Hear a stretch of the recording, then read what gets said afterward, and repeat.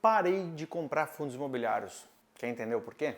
Assista esse vídeo. Fala pessoal, tudo bem? Médico Mike aqui para mais um vídeo do Finanças Dominadas. E olha só, na verdade eu não parei de comprar fundos imobiliários porque eles de repente ficaram ruins, ou porque de repente eles são o conto do vigário, como já falaram por aí, ou porque é um investimento que você tem que fugir porque é uma porcaria, como muita gente está dizendo, porque geralmente esse pessoal que entra em renda variável, sabendo que a renda variável varia, o que eles fazem? Na hora que varia para baixo, eles ficam bravos, eles falam que não serve mais para nada, eles dizem que é uma porcaria de investimento, mas quando está subindo é tudo mil maravilhas, e eles dizem que daí sim eles entendem que renda variável varia. Então, é sempre essa dicotomia, né? Mas, basicamente, eu vou explicar para vocês por que eu não estou comprando fundos imobiliários agora. Isso tem a ver com o rebalanceamento de carteira. O que é isso, Michael? Basicamente, eu defino quais porcentagens eu quero ter em cada tipo de ativo que eu coloco na minha carteira. Então, eu defino lá quanto por cento eu quero ter em renda fixa, pós-fixada, eu defino quanto por cento eu quero ter em renda fixa, por exemplo, atrelada a IPCA, ou você pode colocar até no macro, né, quanto por cento eu quero ter em renda fixa por si só. Eu defino quanto por cento eu quero ter em renda variável, por exemplo. E da renda variável, quanto por cento eu quero ter em ações, quantos por cento eu quero ter em FIIs, a quanto por cento eu quero ter no exterior. Então, tudo isso você vai definindo, né, conforme você vai montando a sua carteira.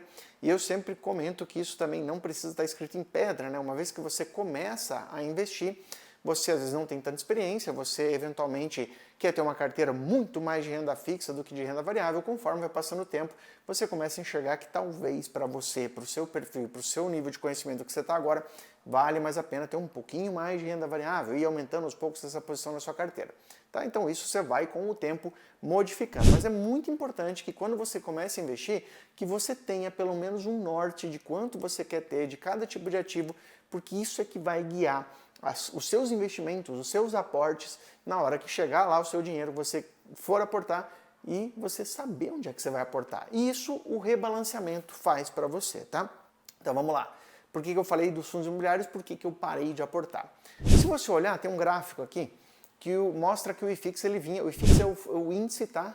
Que mostra a variação, né, dos fundos imobiliários, ou o preço, né, dos fundos imobiliários ali, seria mais ou menos o IBOV, né, para as ações. É um índice que ele, né, tem uma mescla ali dos principais fundos, então ele dá uma média ali para você. Se você olhar o IFIX, ele vinha caindo, tá?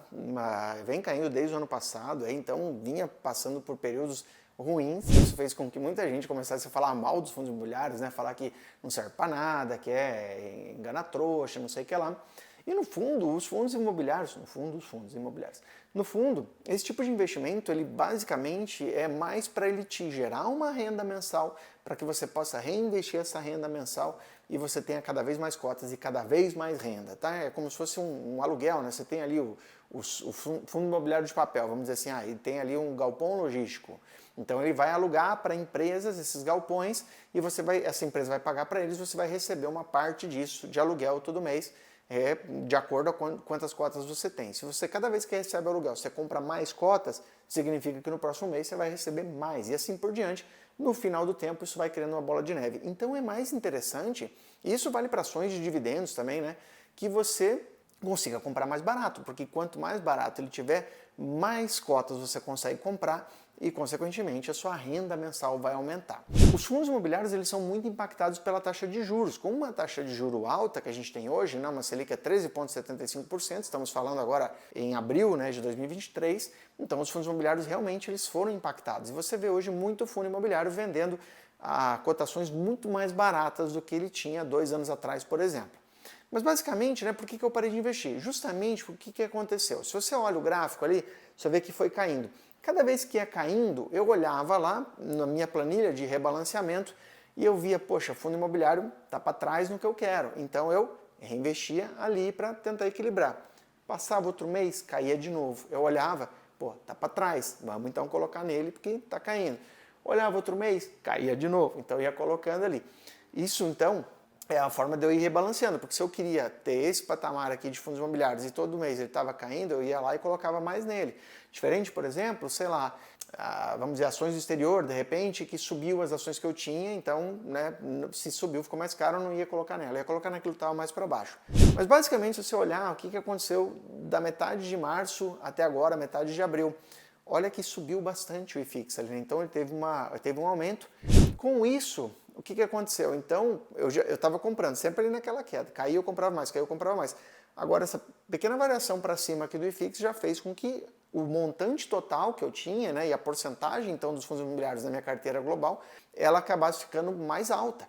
Então agora, como ela ultrapassou essa minha meta que eu tinha, que era aqui, ela está aqui, eu não coloco mais dinheiro nela. Por quê? Porque pelo rebalanceamento agora são outros ativos que estão mais para trás da minha carteira.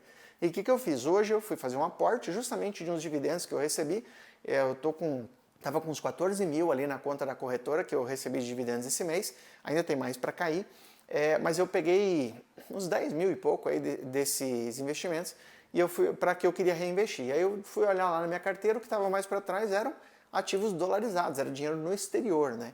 Então eu fiz o quê? Eu fui e coloquei, comprei $2.000 na verdade lá fora, botei dinheiro para lá, fiz o câmbio e aí eu comprei uma parte disso no índice americano, né, no VOO, que é um ETF, né, que basicamente ele vai seguir o S&P 500, que é o índice principal da Bolsa Americana, que tem as 500 maiores empresas. Lembrando que isso aqui é porque fazia sentido para mim e na minha carteira esse ativo estava mais para trás, por isso que eu coloquei nele. Não estou dizendo que você precisa comprar. E aí, depois que eu coloquei nele, eu fui olhar de novo e o dólar ainda estava para trás da minha carteira.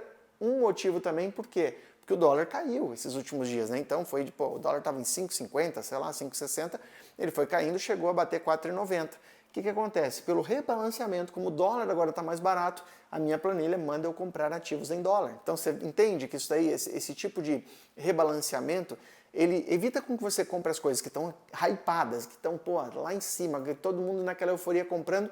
E aí, esse é o momento que você quer comprar, porque está aparecendo até na TV, todo mundo só fala disso.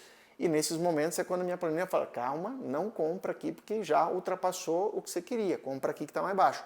O dólar caiu, mandou comprar dólar. Então eu comprei VO e eu comprei um ETF de renda fixa, que é o TLT, tá? Que é um ETF de Tesouro Americano, vencimento longo, tá bom? De novo, não é recomendação, não é para você comprar isso, não é para você sair comprando porque eu falei, porque pode não fazer nenhum sentido para a sua estratégia, tá bom? Isso aqui faz sentido para a minha estratégia e para a minha carteira nesse momento específico, tá? Então, basicamente é isso. Sempre que eu fizer esse rebalanceamento inteligente da carteira, eu sempre vou estar comprando aquilo que está teoricamente mais barato e aquilo, né, que está mais caro, naquele momento que subiu demais, eu não vou comprar. Claro que tem que ter alguns cuidados, né? Vamos dizer o seguinte, manda você comprar ação de Americanas porque ela saiu de R$12 para R$2. Mas é porque teve uma fraude e, aí tudo virou do avesso. Cara, por isso que é importante você ver. Se teve uma queda muito brusca de um ativo específico, dá uma olhada para você entender se aquela queda realmente ela teve algum sentido ou foi só uma euforia de mercado. Nesse exemplo que eu dei de Americanas, obviamente eu não compraria Americanas no meu rebalanceamento porque ela, para mim, perdeu os fundamentos. Então, inclusive, eu vendi minha posição de Americanas que eu tinha, não era uma posição muito grande, mas eu desovei na época que teve essa fraude aí que foi constatada, né? E outro ponto importante, assim, muita gente na hora de rebalancear fala que você deve vender aquilo que subiu e comprar aquilo que caiu. Eu não sou a favor de ficar vendendo o que subiu. Por quê? Porque imagina o seguinte, eu tenho ações na minha carteira que valorizaram mais de 10 vezes, mais de 1000%. Tem ações que valorizaram 700%, tem ações que multiplicaram meu capital em 5 vezes.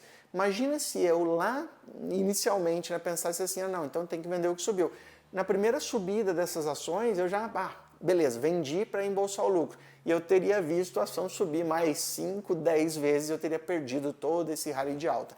Então, assim, ficar vendendo aquilo que subiu, basicamente você vai estar se desfazendo de boas empresas, de boas escolhas de investimento na maior parte das vezes. Então, o ideal é que você faça o rebalanceamento com dinheiro novo, então, né? Que é o dinheiro que você recebeu do seu salário, que você vai aportar, ou o dinheiro que você recebeu em dividendos, beleza? Quer saber como rebalancear sua carteira, como montar uma carteira de investimentos do zero e como ter esse tipo de estratégia, inclusive com as ferramentas que te ajudam a fazer isso?